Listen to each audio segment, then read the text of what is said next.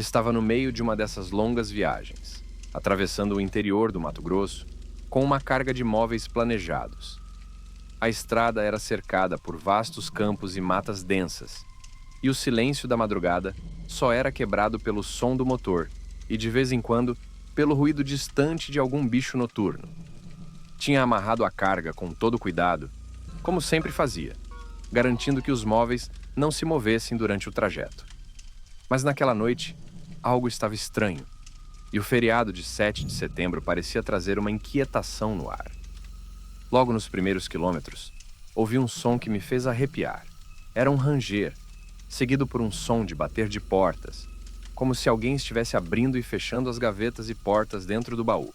O barulho era irregular, ora mais forte, ora quase imperceptível, mas sempre presente, como um sussurro incômodo. A princípio tentei ignorar, pensando que poderia ser a estrada esburacada, mesmo sabendo que o asfalto estava em boas condições.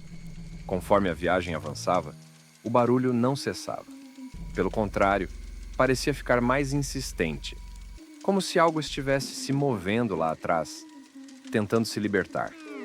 O frio na espinha se tornou um companheiro constante, e eu não conseguia afastar o pensamento de que havia algo errado com aquela carga.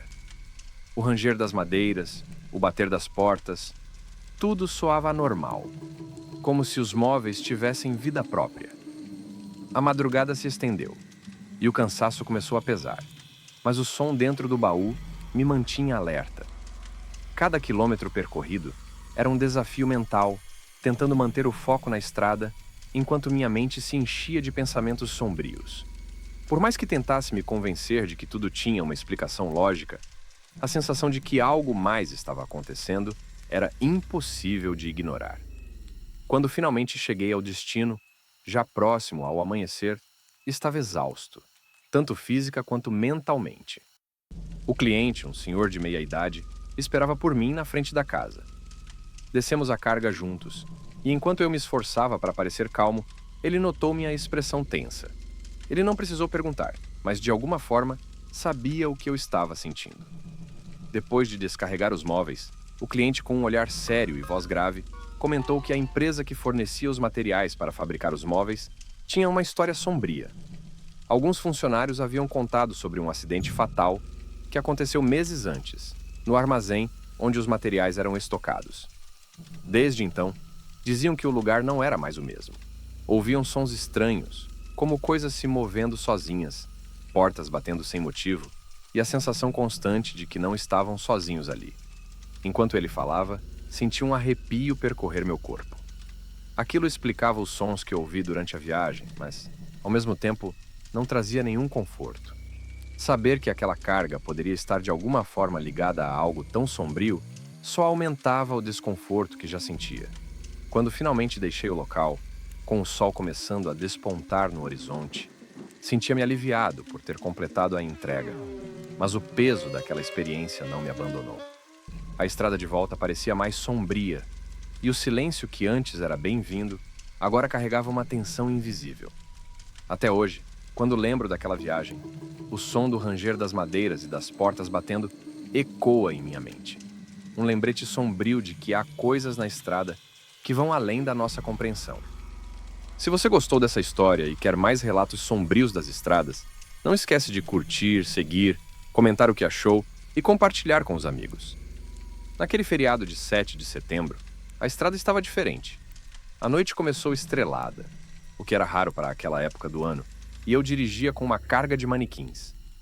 A empresa que encomendou estava na pressa de receber no dia seguinte, e eu precisava cruzar boa parte de Minas Gerais até Belo Horizonte.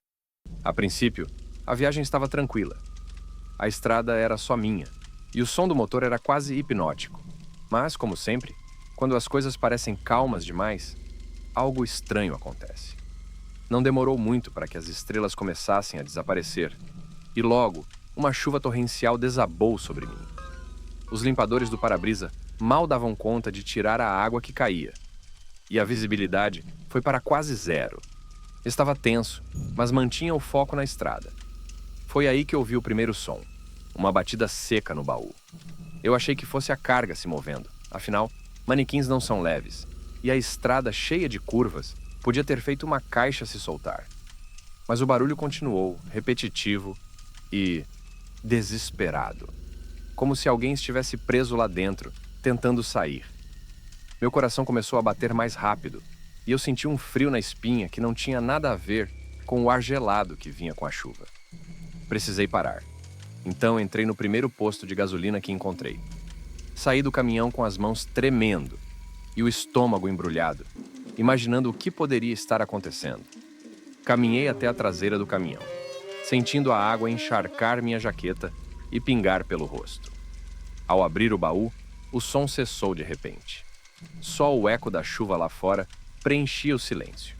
Meus olhos varreram as caixas de manequins, tentando encontrar alguma coisa fora do lugar. A princípio, tudo parecia normal, mas então vi algo que me deixou paralisado. Um dos manequins estava fora da caixa, como se tivesse se movido sozinho. Mas o pior não era isso.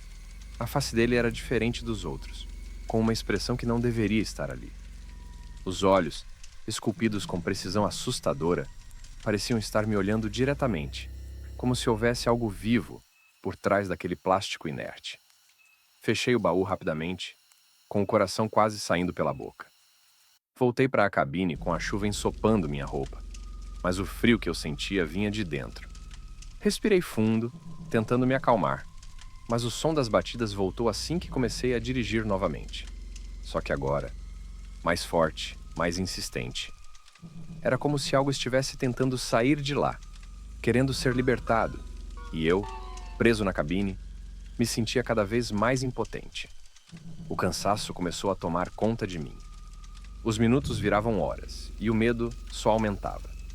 O som das batidas se tornou quase uma trilha sonora da minha viagem, e a ideia de parar novamente não me passava pela cabeça. Só queria terminar aquela entrega. Finalmente, quando o céu começou a clarear, avistei Belo Horizonte. O trânsito já começava a se formar, e eu quase agradeci por ver os carros ao meu redor. Era um sinal de que a noite estava terminando. Entrei no pátio da empresa de entrega com o corpo exausto, mas determinado a me livrar daquela carga. Descarreguei cada caixa com cuidado, sentindo um alívio crescente a cada uma que deixava o caminhão. Mas quando cheguei na última, a que continha um manequim de rosto estranho, um calafrio percorreu minha espinha. Entreguei a caixa o mais rápido que pude, sem olhar diretamente para seu interior. Entreguei ao funcionário e saí dali o mais rápido que pude. Ao entrar no caminhão vazio, finalmente senti o alívio que estava esperando a noite toda. Mas mesmo depois de ter deixado a carga, o som daquelas batidas desesperadas continuou ecoando na minha mente.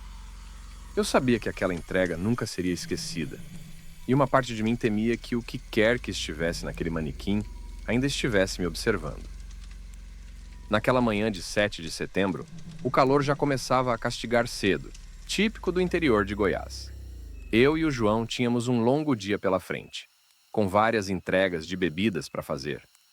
A estrada estava tranquila, quase sem movimento, o que deixava o ambiente mais solitário. Apenas o ronco do motor e o som dos pneus no asfalto nos acompanhavam. Conforme rodávamos, a conversa fluía, e o tema inevitavelmente caiu nas histórias que a gente sempre ouvia nas paradas. Coisas estranhas que os caminhoneiros contavam, relatos de fantasmas e aparições na estrada. Eu me mantinha cético, mas João parecia se impressionar com facilidade, absorvendo cada detalhe como se aquelas histórias fossem reais. Mas no fundo, algo em mim sabia que estradas isoladas e a solidão podem pregar peças na mente de qualquer um.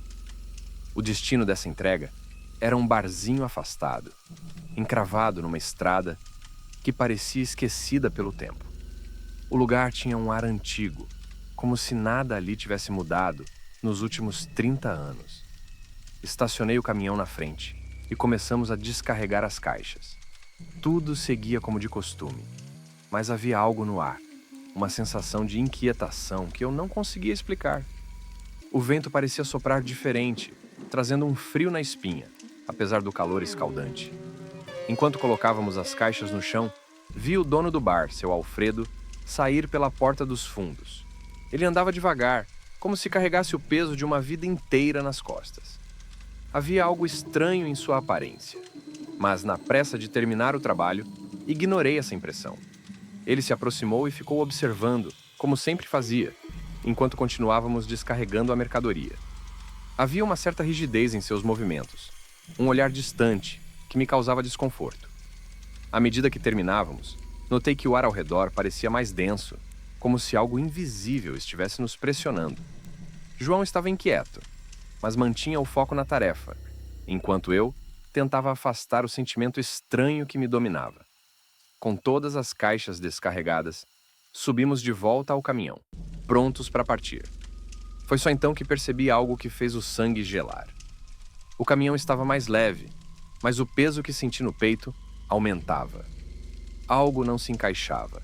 Uma peça faltava naquele quebra-cabeça sombrio. Antes de sair, olhei para trás, em direção ao bar, e vi que seu Alfredo ainda estava lá, parado, olhando na nossa direção, com aqueles olhos vazios. Um arrepio subiu pela minha coluna, mas não era só medo.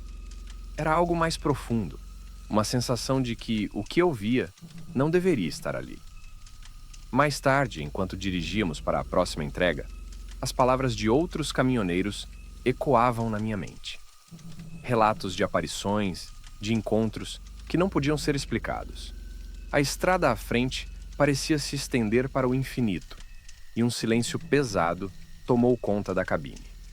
Foi só ao final do dia, quando voltamos para a sede da distribuidora, que a realidade me atingiu em cheio.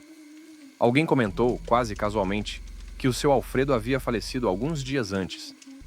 Não pude acreditar no que ouvi. Era impossível. Eu o tinha visto ali, no bar, conferindo a entrega como fazia toda semana. Mas, ao mesmo tempo, sabia que algo estava errado naquela manhã. O medo que me dominou naquele momento não era só pelas histórias que ouvira ou pelo que vi. Era pelo que senti. Um peso inexplicável, uma presença que não deveria estar ali. E desde então, toda vez que passo por aquele trecho da estrada, o mesmo frio na espinha retorna, junto com a lembrança do olhar vazio de seu Alfredo. Um olhar que nunca vou conseguir esquecer. Obrigado por ter ouvido essas histórias. Se gostou, curta, siga o canal e compartilhe suas próprias experiências sobre fenômenos sobrenaturais nos comentários. Vamos manter essa conversa assustadora e fascinante.